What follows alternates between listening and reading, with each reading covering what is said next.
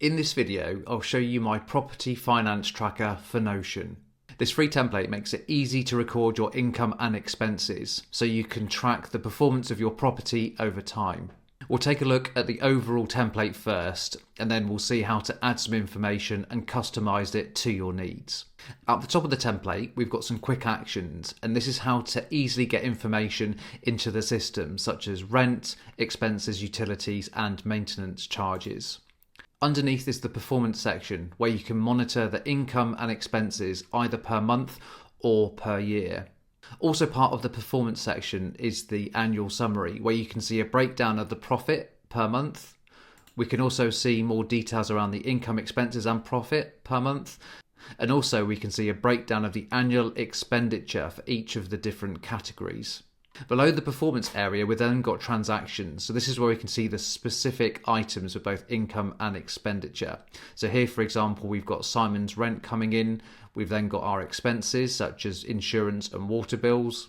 Then we've got a breakdown of the categories, and I'll show you how to get and add a new category in just a minute. And lastly, we've got our profit and loss database, so we can see the total income, the total expenditure, and finally the profit. So let's get started and start adding some information. So under the quick actions, we can add a new rent payment. So here we just need to go and give this a name. So let's just say that this is Simon Rent. Because it's using the button, it's already categorized it as rent. The amount is going to be $2,000.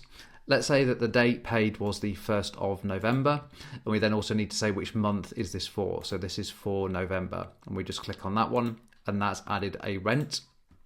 Next, we can go and add in a utility charge. So click the utility button, and let's say that this is going to be for internet. Again, let's say the amount is going to be $30.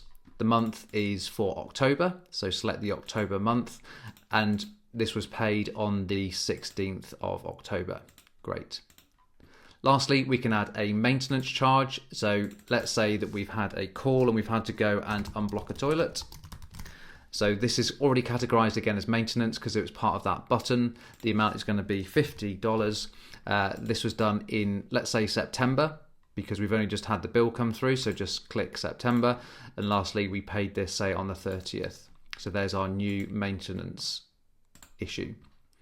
Great. So if I now go and scroll down, we can see that for this month, so in October, we've only got Simon's rent. However, under year, we've also can now see Simon's rent for November. And again, for our expenditure for October, we've now got our internet bill come through of $30. And then for the year, this lists everything, and we can load some more. And if I go and click here, we can see that we've got our toilet unblock, which is here. Let's now go and add a new category to go and customize it for your specific requirements. Now, a big charge that we have for property are, of course, our mortgage. So to add a new category, just click on new page, and I need to give this category a name. So let's call this mortgage. And for this, let's give it an icon. So for this, let's just type in maybe money, because it's to do with the mortgage. We can go and select here just a symbol.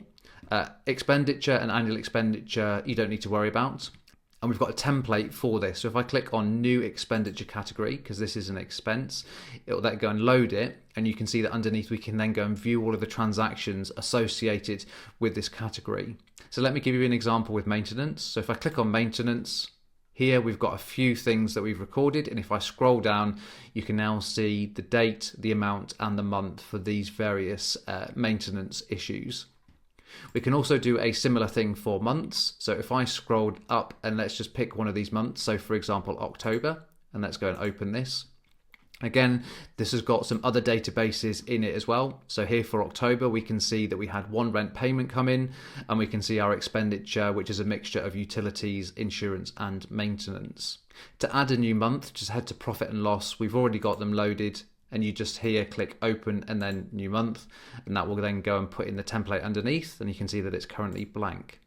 So that's a quick overview of the property finance tracker. If you'd like to download it, it's free. Just go and click the link in the description below.